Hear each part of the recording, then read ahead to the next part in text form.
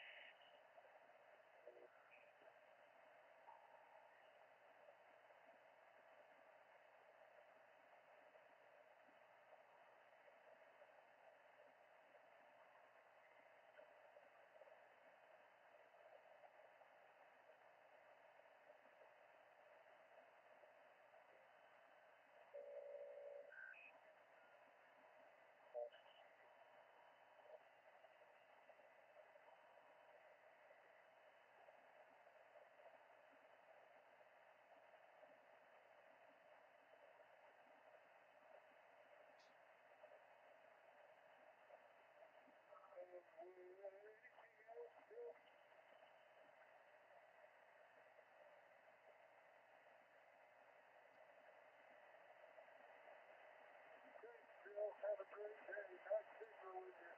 Arizona to the Grand Junction. KT7, you are live with K7 WKS. Command Utah. Afternoon, Ray. This is KT7 UNI with K7 WKS. Okay, we got you, Eric. Thank you. Got you both on the paper. K5 UOG, Columbus, New Mexico.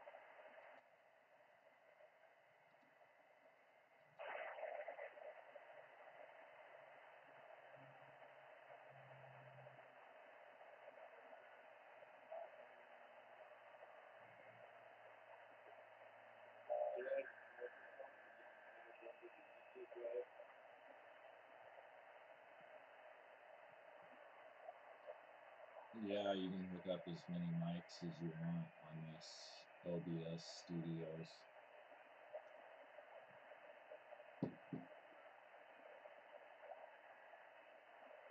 Okay, look up one for me so I can use commentary.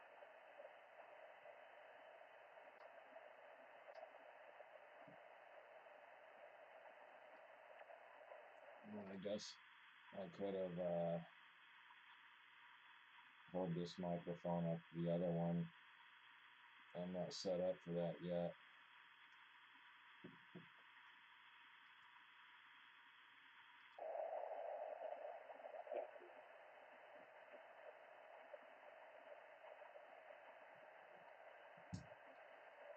I need to get another mic.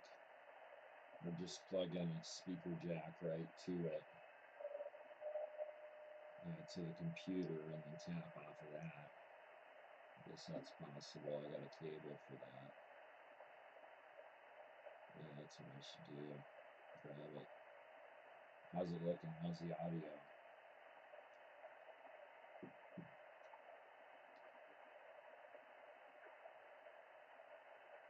Your audio sounds good here. You talking on YouTube? Yeah, we should try that 2-meter DB mode real quick.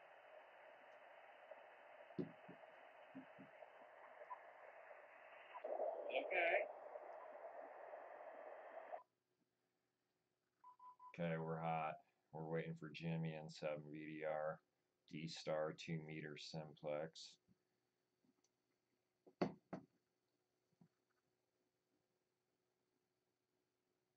In the shack. Zero WAR live testing ham radio. Visual voice on the 2-meter.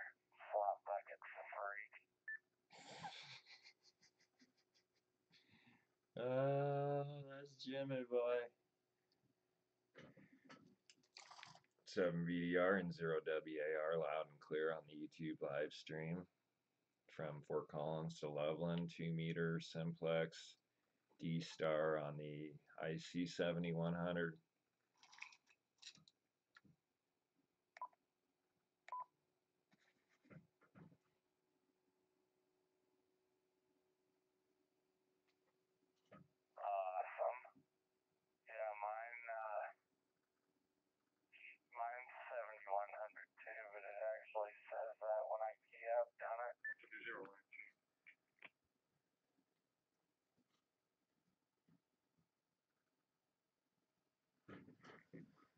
Raj, I hear about on the Colorado HD there.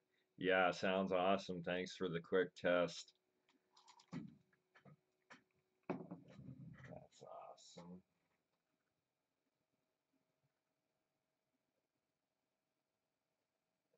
Okay, you should tell him to come over to the 144 deuce slot bucket freak on digital voice mode. Oh, hey bud, doing a test of Jimmy, YouTube streaming live, ham radio in the shack on 2 meter D-Star simplex here.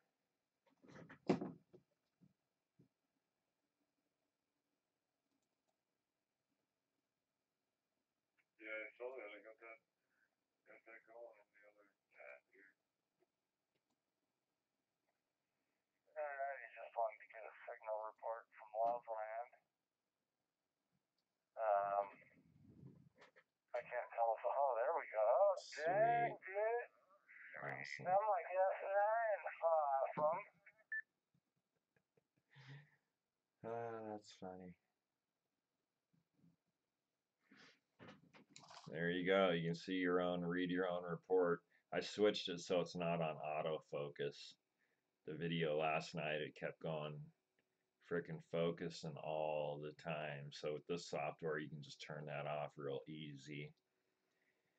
N7 VDR, N0 WAR testing in the shack. Yeah, you got a good signal coming down here. Right on. This is N7 VDR. Over and out. Roger, Roger. I'll be back on DMR there too. N0 WAR.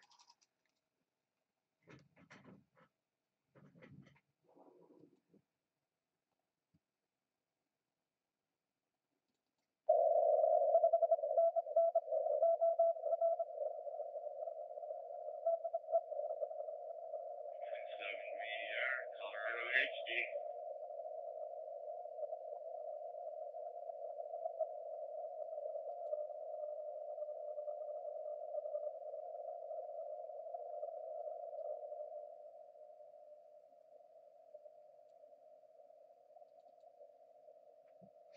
Zero RT.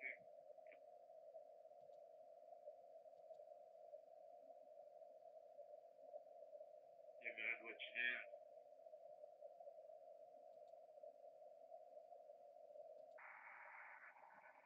We're feeling webpage. New webpage. It's been in the description for the HD lab and get ready to drop in the form there for people to submit questions. We'll put some discussion.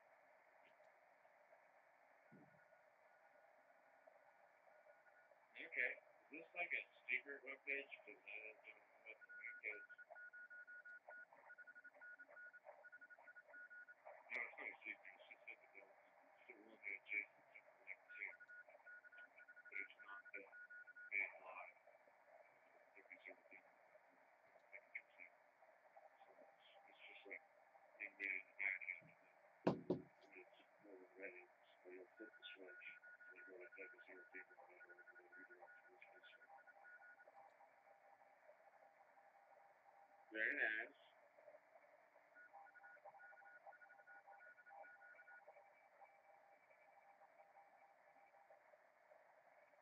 Darren, that's kind of an odd name for a live streaming video, don't you think? Oh, what's it coming up as? I switched it. It's supposed to say ham radio live stream or.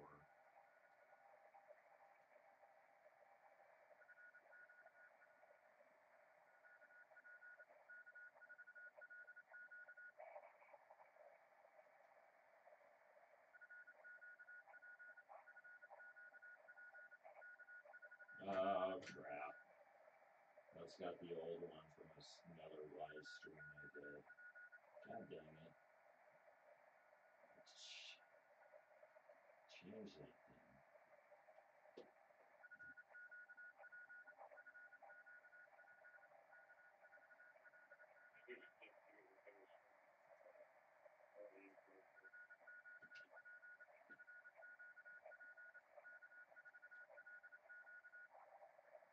Okay, are you guys getting any audio out of that stream there?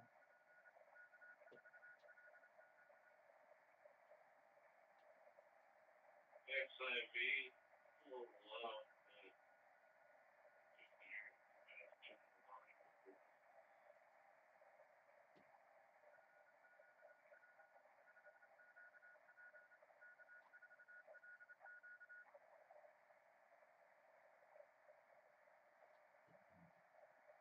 Alright, I'm gonna try to change this default thing here. I did that before I started this. I might even check it.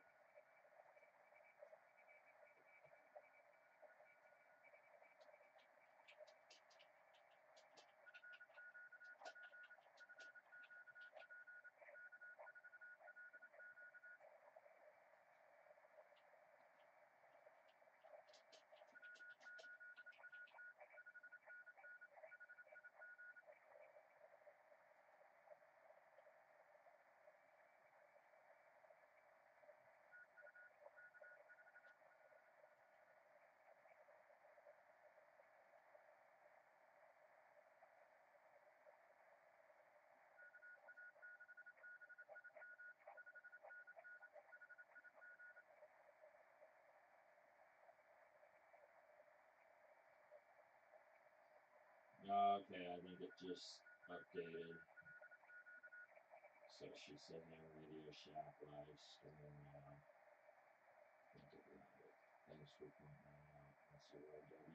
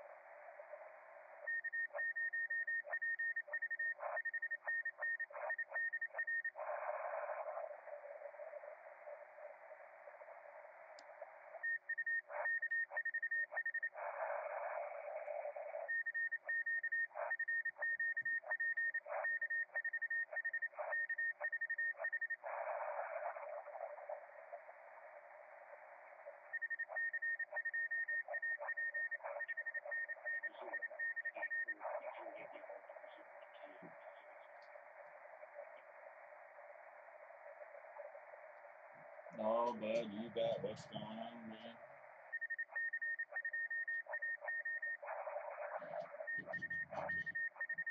Just give me the 5100 word description of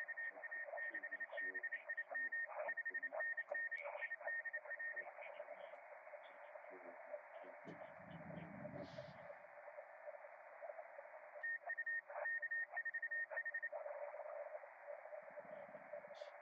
Yeah, Northern Colorado. Front Range Mountain for whatever purposes. Just like their simplex mountain freak, I forget what it is. People up in the hills just use all up and down from range here.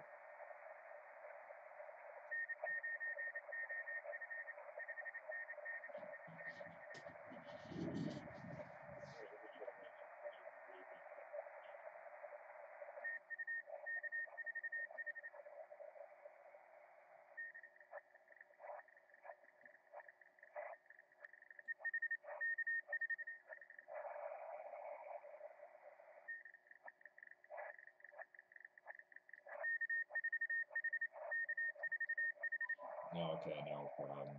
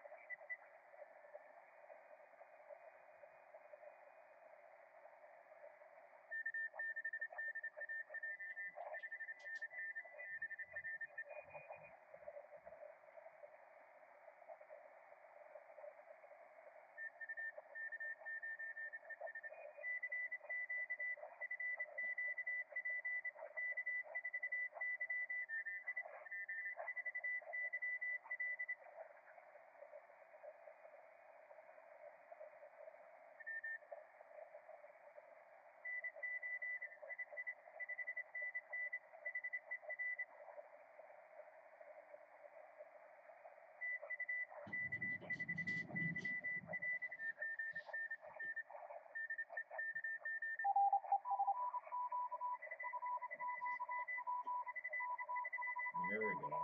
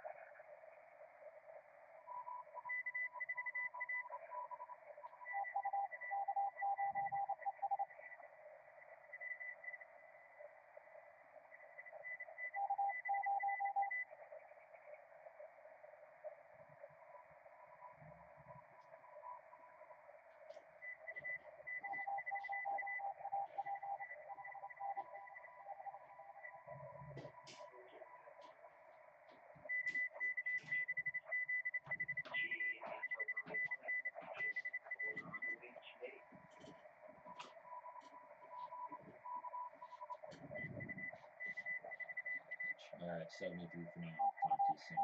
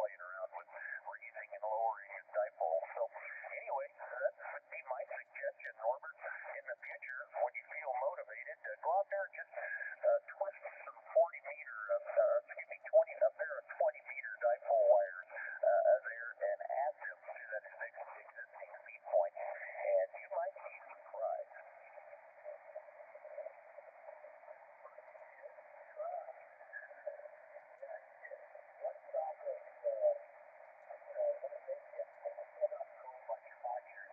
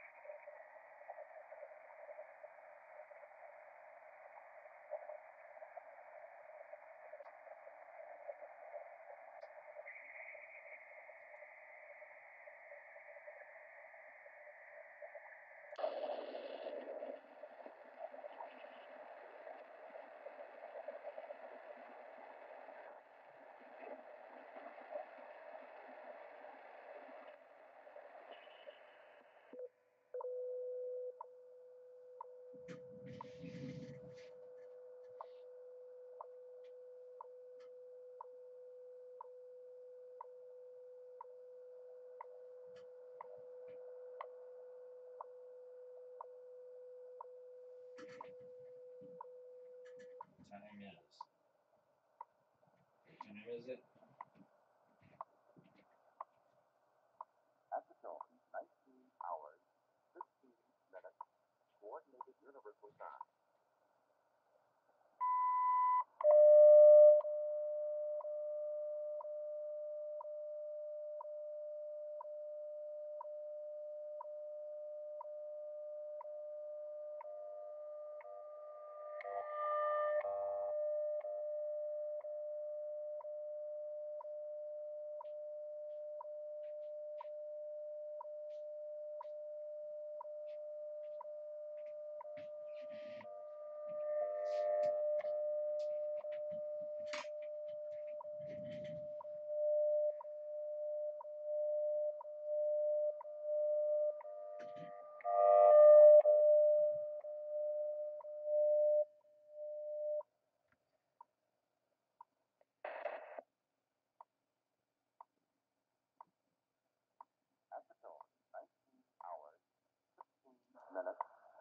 Coordinated Universal Time.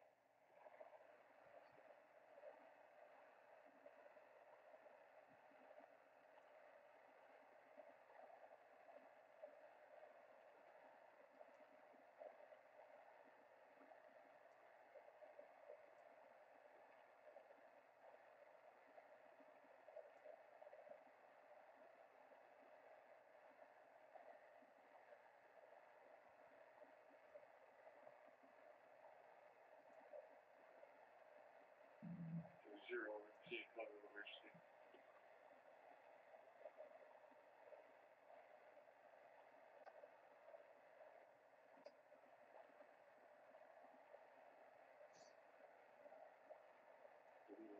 Zero RMT, JHOI1, big logic.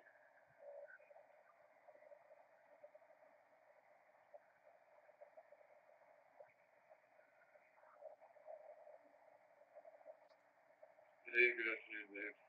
So you were able to sleep in. Thanks for staying up so late, man. I'm impressed. I certainly would not have been able to do that.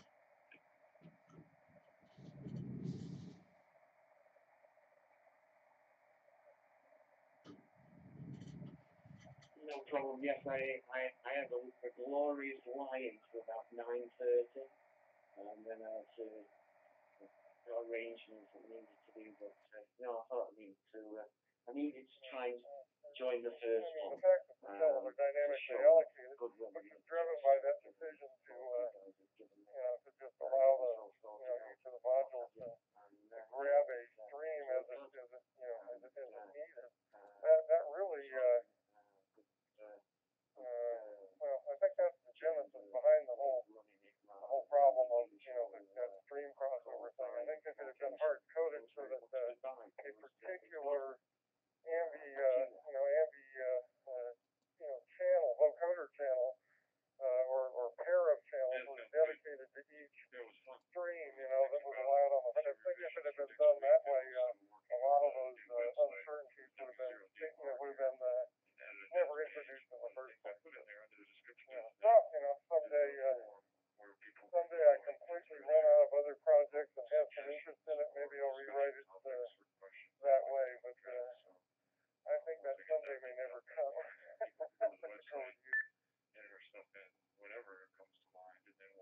Well, someday I feel like getting back into rolling my sleeves up and doing some C++ coding, and I have that book by Strauss, I think his name is, and I got another one. Yeah, At one point, I put it on the shelf. But I tried to talk them into at least even if they didn't do the hardware channel binding that you're describing, I at least wanted them to do a module binding, and I took their one of their interlink files and modified it just to show how similar it would be to what they were already doing for the XLXC interlink, and show that their gatekeeper controller could work the same way. They wouldn't have, because I figured maybe they were getting fatigued and didn't want to do, once you get the job done, you don't want to do all that administrative hokey pokey. But anyway, whatever.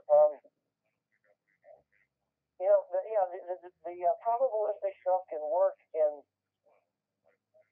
the behavior is controllable in a predictable way. In fact, remember the airline distribution statistics. Airlines was a statistician that worked for the Danish telephone company, and they designed if they designed the hardware so that you'd get a dial tone within I forget what the standard was, but within a second from picking up the receiver, they would have to build a lot more hardware than they would need. So they predicted that they built the hardware so a certain percentage of the time you get dial tone within a certain period of time, assuming peak periods during the day. So the worst thing that would happen is you'd pick up the phone, and instead of getting a dial tone in 1 second, maybe within a certain probability you get it within 2 seconds, and another probability in 3 seconds. Those things you can live with, but this situation, if you have more modules competing, then what you'll probably have is a degradation, just as you're describing, and then you'll have a dead channel because there's no hardware available to service it. And I don't know if that will stop the reflector. I forget if that would stop the reflector the same way a going to sleep Ambi server. Probably not, but I don't know what the effect would be on Ambi. Back to you.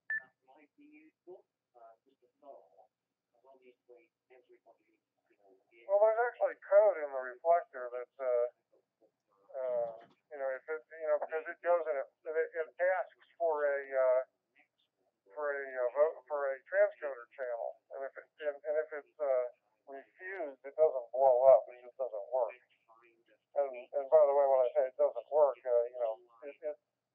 accepts the incoming stream and basically drops it into the bit bucket where the transcoder is concerned. So if it asks to open a stream to the transcoder and it's refused because it could take no resources available, a NAC or whatever back, then it just takes those then it just doesn't transcode that stream. And so the guy transmitting has no idea that's going on.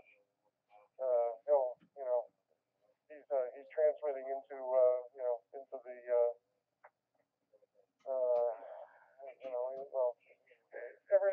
everything on the mode he's on is being repeated. So if he's on DMR, it'll go out over DMR on that reflector, but nothing's being transcoded to D-Star, or vice versa. If he's on D-Star, it won't get transcoded over. And worse, he won't know that it didn't.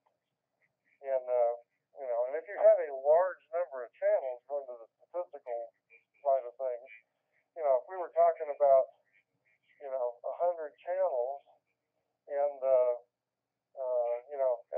wanting to maybe bet that we could work 60, that we would anyway, the probabilities change. If the probability is down in the in the low numbers, a percent or less, or I don't know what the threshold would be, it might be more acceptable.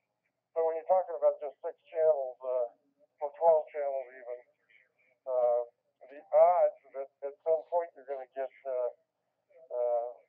more than n over 2 streams going in one direction or the other are significant enough that you wouldn't. It doesn't seem acceptable to me to take that risk. So, and I don't think anybody's going to be designing any 100 or 1,000 channel transcoders for ham radio use anytime soon. K6KD, W6KD. Yeah, W6KD, K6KD. Before it came out, that it's that betting on the come attitude that and maybe for ham radio you can, some people accept that. I had a conversation with Luke before it was even officially released, and he said we're doing some things now so that the 3012 will support eight modules. And I said, how can that be? I said, 8 modules, assuming all 8 are busy, and without regard to whether they're any combination is with either direction, any of them are, you guarantee 8? And he said, well, no. I said, in order to really guarantee that it's available, it's 6 channels. Zero You know, W the radar 8 channels, testing in the shack. they rationalized 8 channels by 8 channels wouldn't outrun the the processor speed, but and assuming that they weren't having the conflicts that we were talking about. So it's just a different philosophy, I guess. If you're running something that doesn't have to work, we're not launching nuclear weapons or anything. I guess you can say it's only ham radio, and if someone's QSO goes out in the bucket, the waste bin, I guess it doesn't, the end of the earth isn't going to happen, but, I'm glad we take the conservative approach and make sure that there's hardware available for the number of modules defined. Some people still think like Jigsaw. Oh, by the way, we don't have, the number of modules we have, I was going to mention to you, you mentioned the total number of modules. We have 26 times 3 plus 6, because XLX 313's only got 6 modules, for enough of the reasons we talked about.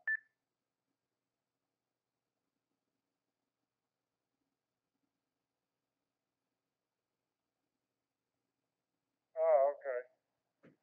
I was counting you as 26 somewhere along the way, I think, but yeah, I seem to remember that now. I knew that but forgot it. Yeah, by the way, there's probably some scenarios where you could build some assumptions in. For example, if you had a transcoder that was serving multiple reflectors in it, and that doesn't appear to be too in fact, not only unreliable but dysfunctional at this point. Trying to service more than one actual reflector with a transcoding server. That's a whole other discussion. But anyway,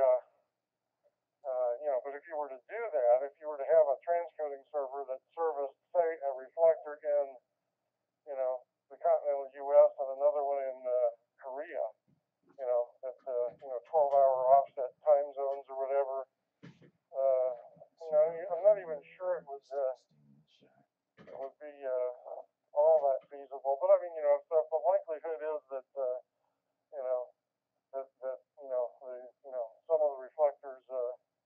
some of the reflector modules wouldn't be in use because of time zone choices. For example, it's 3 in the afternoon here, it's 3 in the morning there, so at 3 in the morning you can probably assume that most, if not all, of the modules will be, there'll be no traffic on them. You could probably wicker yourself a set of assumptions that would, for the most part, work. But then again, yeah, it's ham radio, no nuclear weapons being launched, but we like to tout our usefulness for emergency communications, and if you build those sorts of uncertainties into a system, well, then don't use it for MCON.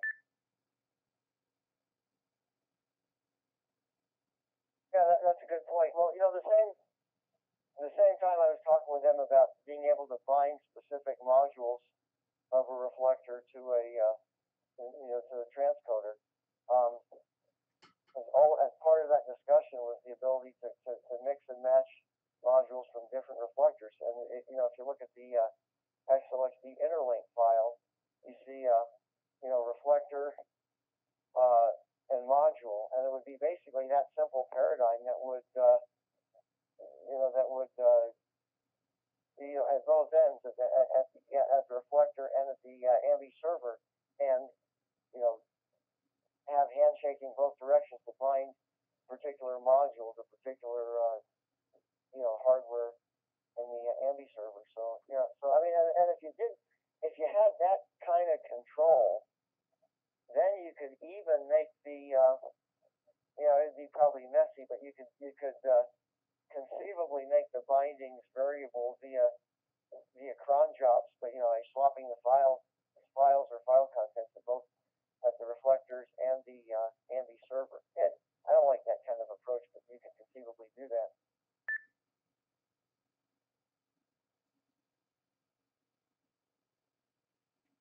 Yeah, Casey's kitty to be the kitty. Yeah, well, anyway, it will be interesting anyway to see how things evolve once the 3006 boards hit the street, whether or not you know, as we suspect, there might be some real growing pains in terms of, you know, trying to get the software to work reliably with the hardware. And if not, then how the hardware is deployed and used will be a whole other, you know, facet, you know, maybe a subsequent phase or something. But yeah, it'll be interesting to see how it all rolls out anyway. So,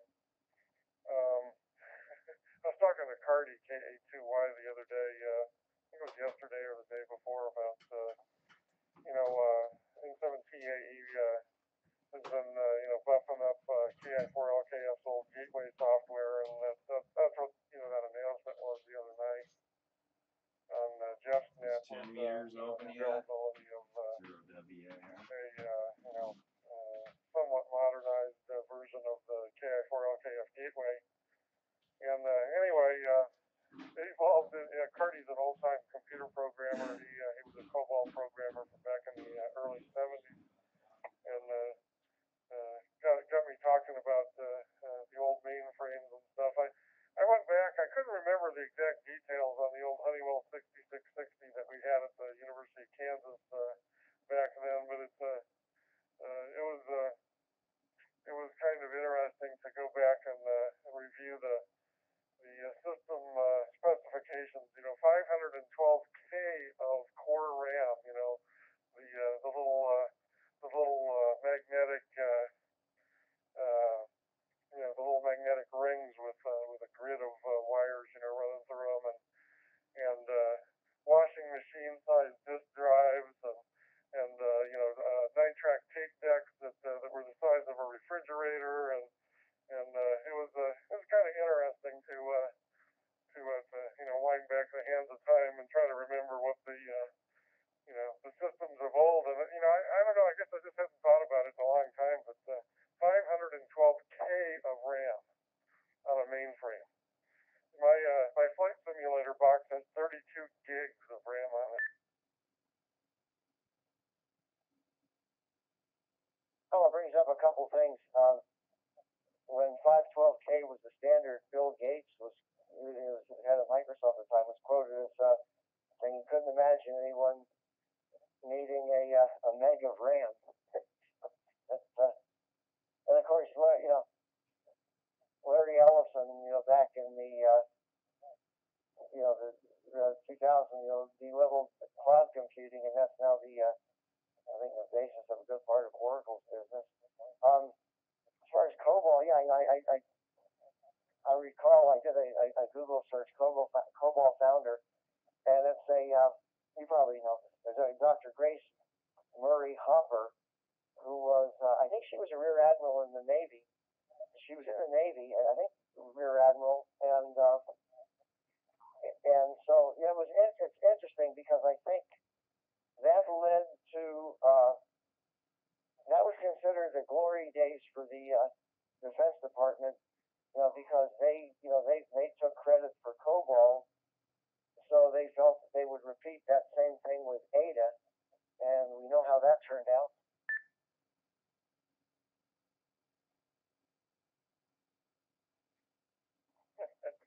Yeah, in fact, the guy that used to live right behind me here, he's a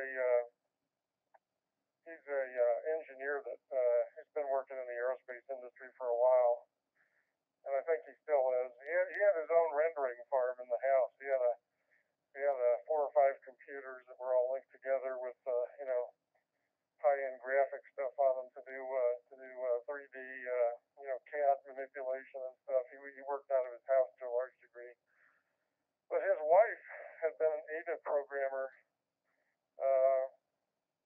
until not that long ago. I mean, well, you know, when they moved away probably 5-6 years ago, but she had been employed as a DoD contractor writing code in Ada. It wasn't that long ago, probably 15 years ago. Uh, yeah, yeah, we're gonna tell the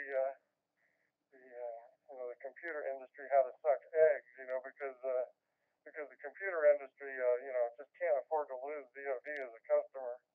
They seem to have, they may have been the big dog in the fight early on because they were one of the few places that could afford a full-blown mainframe, to do things like, nuclear targeting and the research and stuff that, the research projects and stuff that went into, advanced weapon design and that kind of stuff. But yeah, at one point I remember hearing that 2/3 or 3/4 or something like that of the Cray supercomputers back in those days were actually on Wall Street. They were using them to do arbitrage, so DoD had its heyday, but Ada was a monument to a false sense of self-importance. K6KD, W6KD. Yeah, W6KD, K6KD, and it led to more than a few prima donnas on both the DoD side as well as the contractor side, and they didn't like having their empire crumble. Hey, yeah, by the way, you were mentioning that whole thing with bringing up the KI4K LKF software and all, and I just got the idea. I think we ought to take a reflector. Let's take DXRFD, either version 3 or version 4, whichever. Let's say version 3, and let's change the nomenclature, and instead of calling it a reflector, calling it a wizard, and then instead of calling linking to the wizard, we call it mating to the wizard. And of course, you can mate with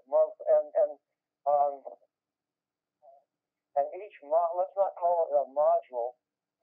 Let's call it a docking station or something, or a bin. Let's call it a bin. A wizard with multiple bins, and you can mate to the bins, and we can tell everybody how it's much more natural to mate to a wizard than it is to link to a reflector. How's that?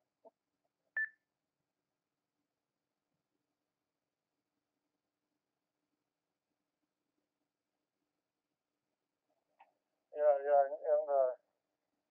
and you can't mate to yourself. That would be unnatural. Yeah, and furthermore, we can let's bring in the original DXtra protocol, and that requires UPnP or port forwarding, and we can tell everybody it's no big deal. So yeah, so let's set it up. We can we'll have to redesign the dashboard. We can maybe do it in PHP to make it look modern, but it'll be the new concept revisited, and we'll give it new numbers. It won't need a number because it'll be the only wizard of its. It'll be the only wizard in existence, so we can advertise that we don't need host files. That's so passé, because there's only one wizard, and the wizard has multiple bins that you mate to. How we could start something that would be kind of fun. I'm actually sort of 25% serious about it.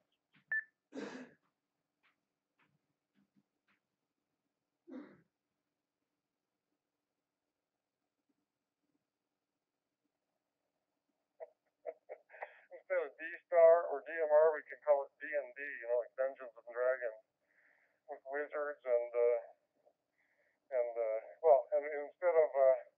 instead of gateways, we'll have gnomes.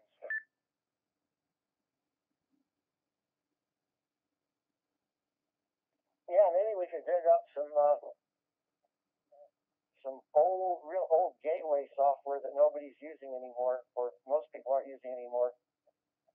Yeah, and call that, dress it up, and announce that we've got the second coming. Again, change the nomenclature and have it designed to mate with have the gnome mate to the bin on the wizard. I think we could really, I think we should really promote that heavily.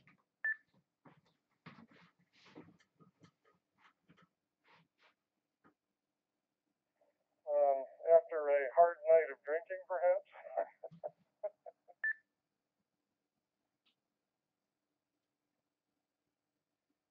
The trouble is, for most of us, your state of mind when you think about something like that isn't the same state of mind you have when you're, sober enough to program, to write code. So,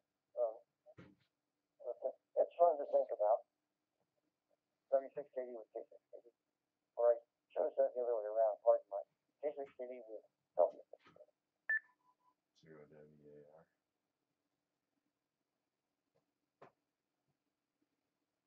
Hold on a sec.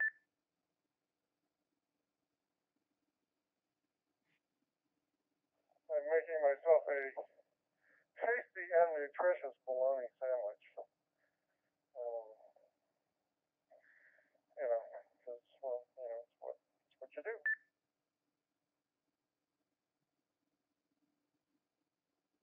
Yeah, I've got to make myself some quinoa and low-fat yogurt and some blueberries.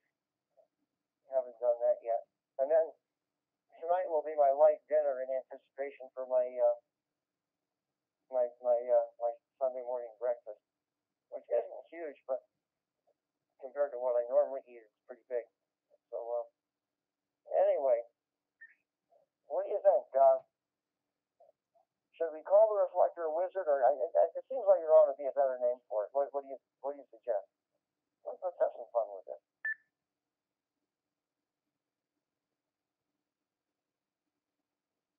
Yeah, it's too early to start drinking, so it's hard to have fun with it.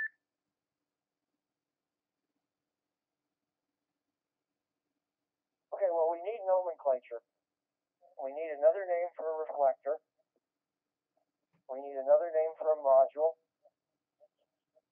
I made up the bin, but I'm sure we can do better. We need another name for linking. The product, which I would call mating. We need another name for a gateway. I think you said GNOME. And, so we have to get the taxonomy in place. And then we can advertise this new method of communicating that will be much more natural than DStar.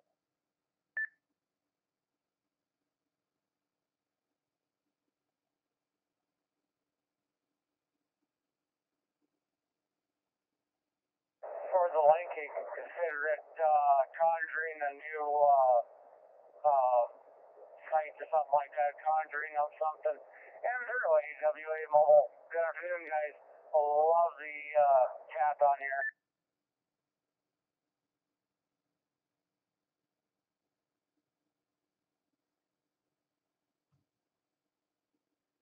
Who was that? I missed it.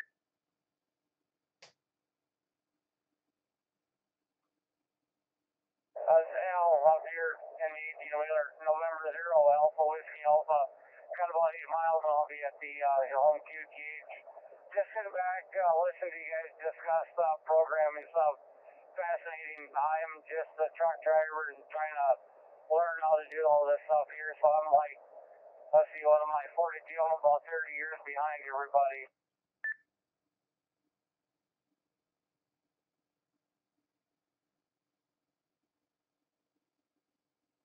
Oh, okay, M0AWA. Oh, yeah, I missed the call sign. They were being a little tongue-in-cheek. Or to John. Hey, Al, how's it going? We've got a number of guys who drive trucks, and nobody's just to this or just to that. I don't know if you on the Constellation. I don't know if you hear some of the the truckers, travelers, and RVers net on this on the same reflector you're at, which is on Wednesdays. Yeah, we're just being kind of tongue in cheek because there are, well, I don't want to get too specific, but there are people that advertise things that they claim are the best thing since sliced bread when they're really, it's really just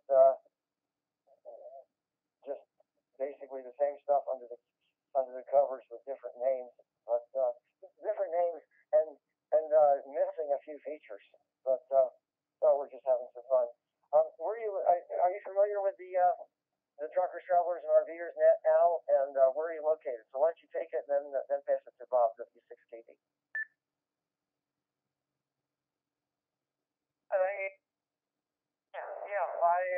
I've checked in a few times.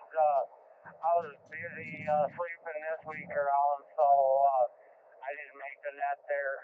But yeah, I've checked in a few times. I've talked to a few of them on here. And currently, I'm up here in northern part of Minnesota, up here by Carlstead, about 30 miles south of the Canadian border. It's the company I drive for is based out of this little town up here. And another, about 50 miles east of here is Roseau, home of Polaris Industries. And I live about halfway between the two in a little town called Badger. So that's where I'm at right now. And like I got about 5 miles and I'll be at the yard. And I figure I'd just chime in a little bit too. Talk about wizards and all that fun stuff there. It's been a while since I played D&D, so figured we'd conjure up something, hey, Lane King conjuring. But that was my 2 cents there, so lovely day up here in Northwood, so we'll send it to Bob down here, go ahead.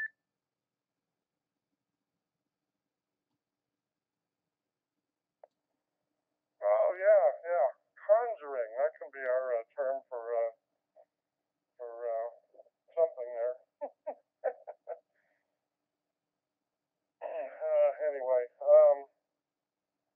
that's what I'm wondering if it's warmed up there. We're having a beautiful day here in Colorado Springs. In fact, I'm looking out the back door now, and it says it is 73 degrees outside. A little bit windy. I was kind of feeling bad because I didn't go fly fishing today, but looking at the trees blowing around, I guess I don't feel bad now because fly fishing in the wind is a real pain. So the good news about living close to it is I can wait for those days when conditions are right, and I don't have to try to do it no matter what's happening. Like when I used to take vacations up here, and my God, I'm gonna fish one way or another. And I ended up burying a 3X hook in the side of my neck one day trying to fly fish in the wind. So that's sort of a self-critiquing experience. Don't do that. So anyway, hopefully it's warming up there and half as nice as what we're seeing here. Over to John.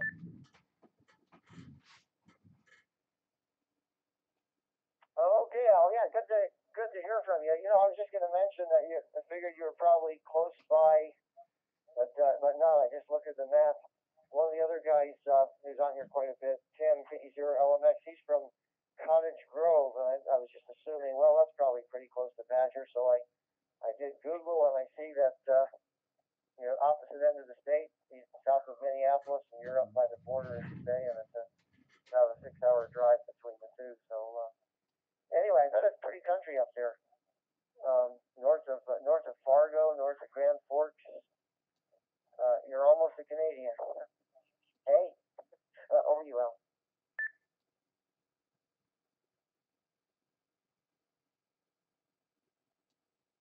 That's what we kind of tell everybody too. So we're almost Canadians. We're close enough to almost.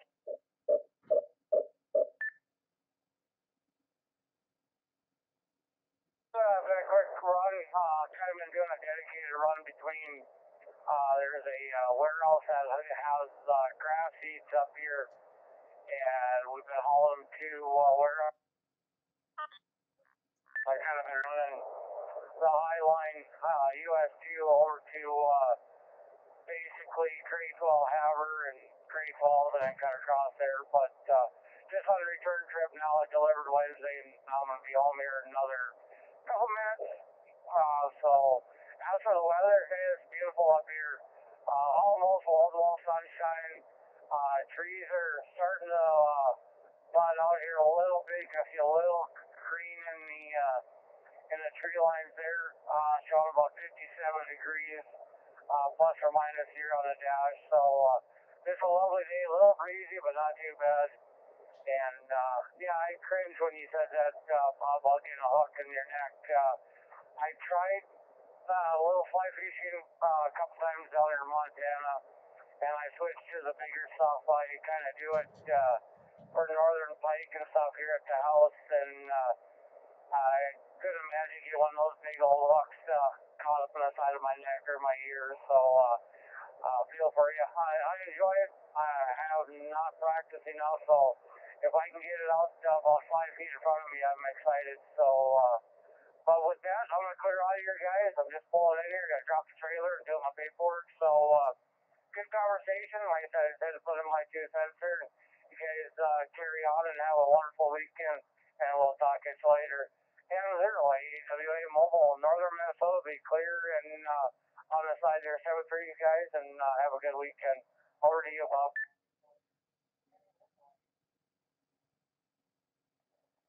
Okay, Al. Yeah. Yeah, it was a weighted 3X, fairly large fly. I was fishing. I think it was down there. Yeah, it was down in Arizona. I was fishing with my dad, but yeah, carried that thing right up to the shank in the side of my neck. Probably good I didn't hit anything important, but getting it out was a real joy too.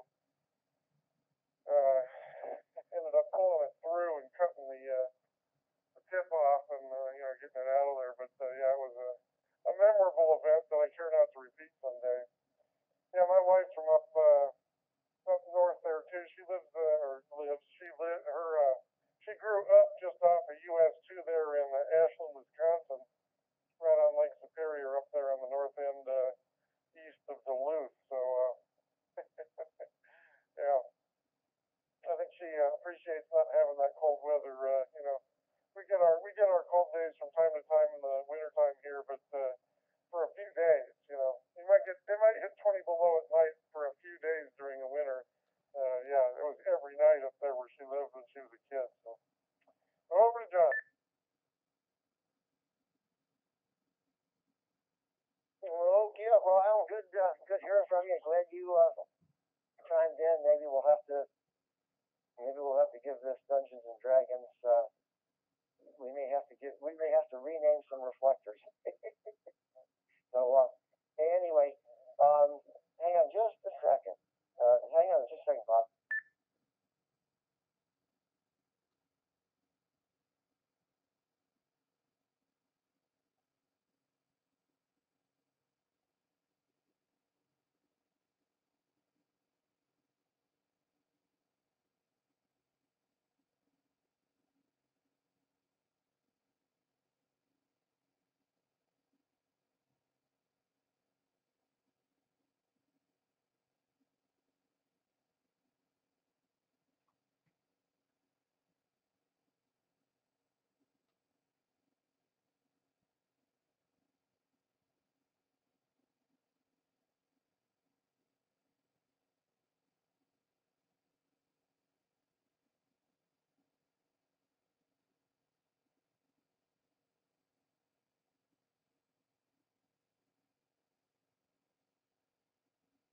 Hey, Bob, do you have your other radio with you? You got to call on the other reflector.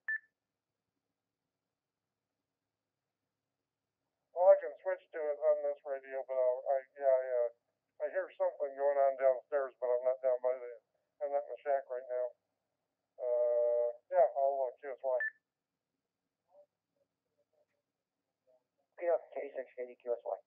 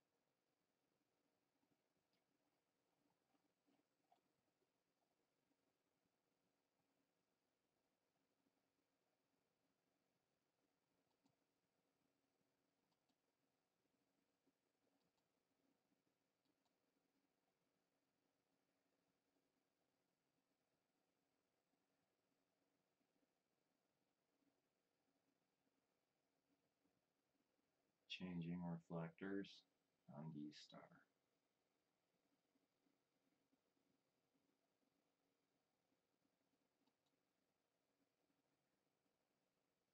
Link 2 REF001 Charlie.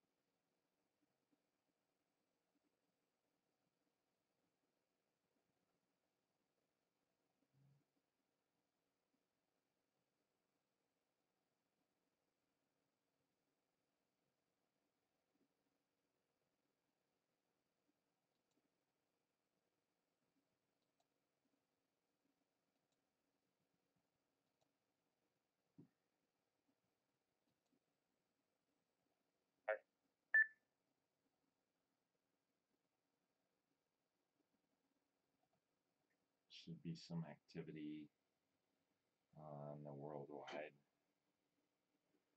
Let's see what happens. 0WAR in the shack.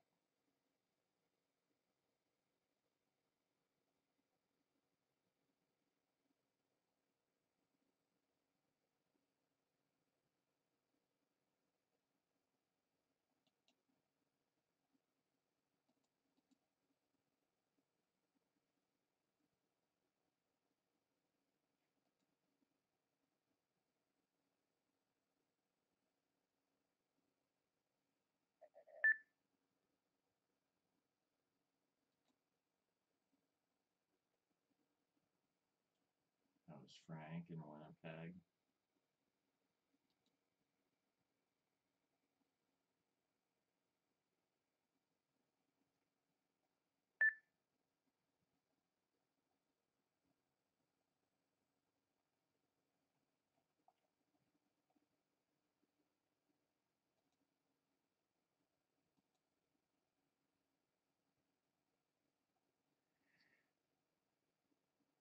Still crappy conditions.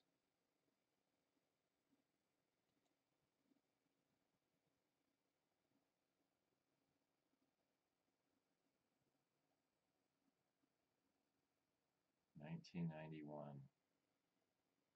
That would have been a good year. 2000.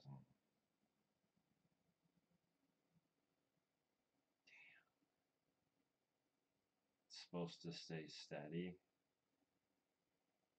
but as you can see, it's going down. Not good.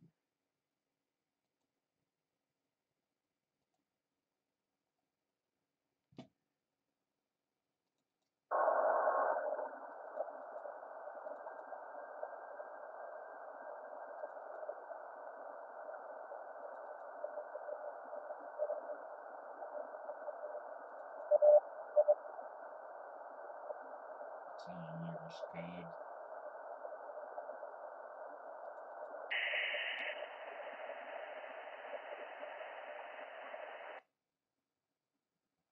Sucks. But we're not complaining in the War Shack. It's probably getting pretty boring. I should probably stop the live stream for now.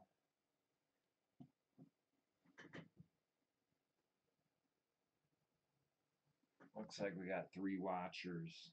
God dang it. Where are we at?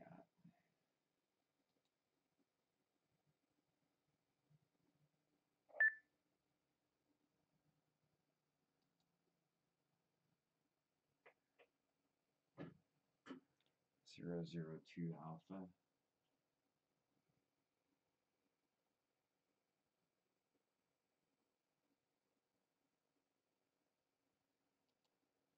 Let's try that real quick.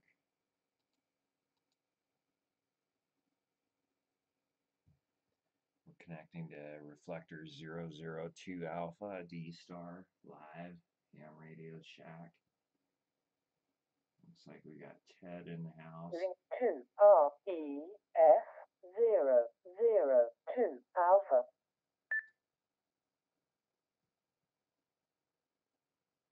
We're on it.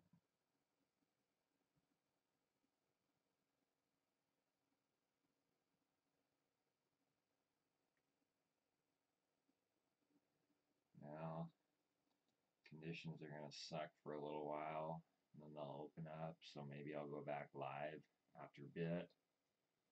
Thanks for watching. Probably shut this down. So thanks for watching. Please like, share, subscribe, whatever. Thanks for being here in the shack in 0WAR. We'll do another stream here when we get some good action. So 73 for now, and you gotta love ham radio.